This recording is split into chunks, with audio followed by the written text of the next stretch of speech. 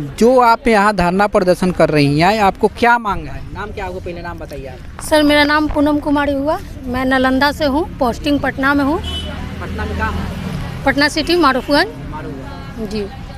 Sir हमारी मांग यही है कि हम अप्रैल 2022 से संविदा 865 अर्बन एनएम पोस्टिंग में बहाली किया हुआ है। हम लोग उस दिन से रेगुलर काम पे ही हैं।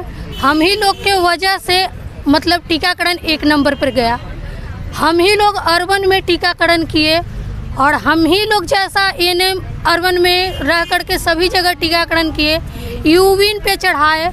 ये सारा दुनिया देख रहा है कि हमारे यहाँ किस तरह से टीकाकरण हो रही है और कितना बीमारी से बचाने के लिए हम लोग संघर्ष कर रहे हैं। कितना बीमारी से बचाने के लिए हर बच्चा को जा करके धूपा हो बारिश हो बुला करके हमने टीका दे रही हैं।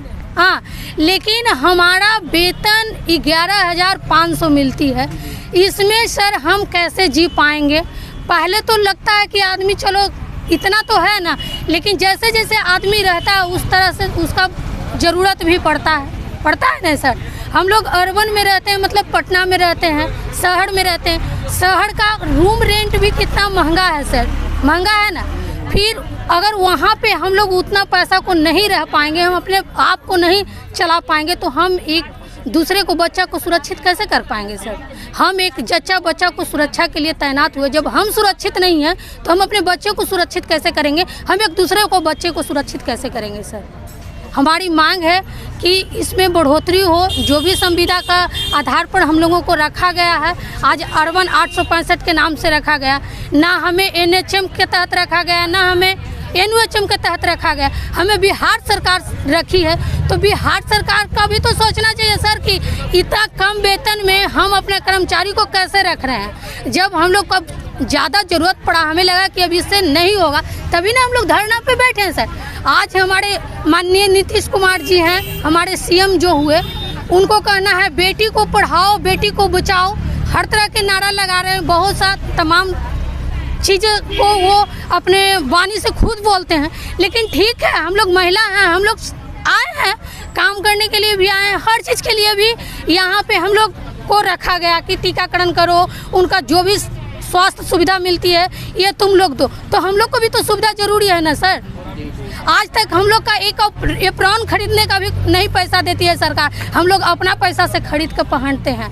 क्यों? क्योंकि हमारा स्वास्थ्य विभाग का बचा हुआ रहे, मान सम्मान बचा हुआ रहे। आज हमें ड्रेस नहीं मिली है, लेकिन अगर हम ड्रेस में नहीं होते तो हमारी पहचान है कि रोड पे हम क्या हैं? नहीं पहचान है। तो फिर इसके बारे में भी तो नीतीश कुमार को सोचना चाहिए कि हम घर से बहू बेटी को बाहर ला के रख दिए।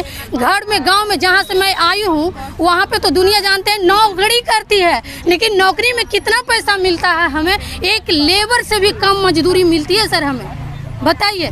तो हम यही माननीय नीतीश कुमार सीएम और स्वास्थ्य मंत्री से हम जानना चाहेंगे और उनको हम बताना चाहेंगे, हम अपना दर्द को दिखाना चाहते हैं कि सर आप ही सोचिए कि हमें 11,500 रुपया देते हैं, इसमें आज तक हमें बढ़ोतरी नहीं किए, तो आप बताइए कि इतना महंगाई में हम लोग कैसे जिए?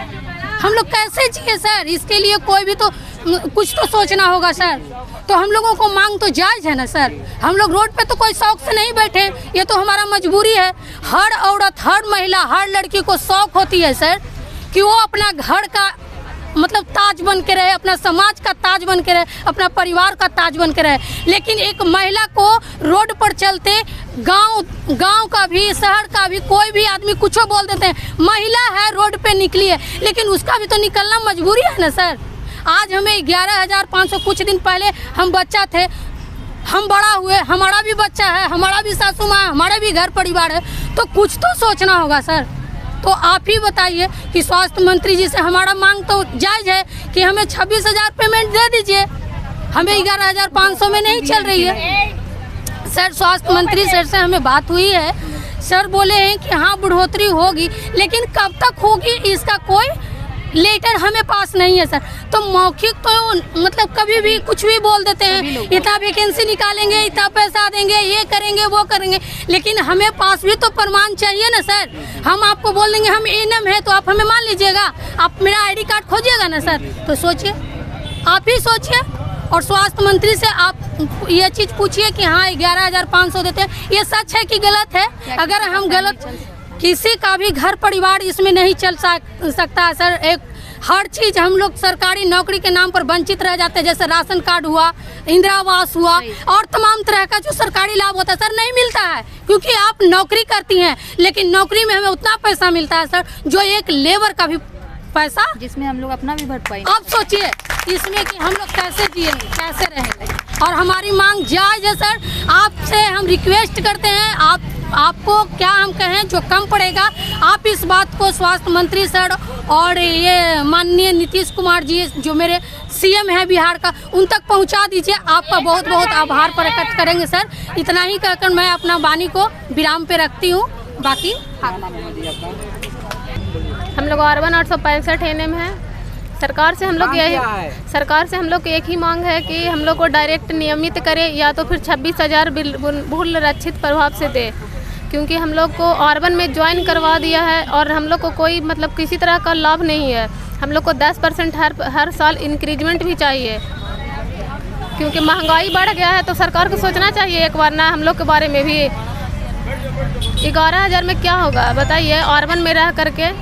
तो हम लोग को सरकार से यही कहना है कि हम लोग को 26,000 पेमेंट दे और नहीं तो हम लोग को डायरेक्ट नियमित करे।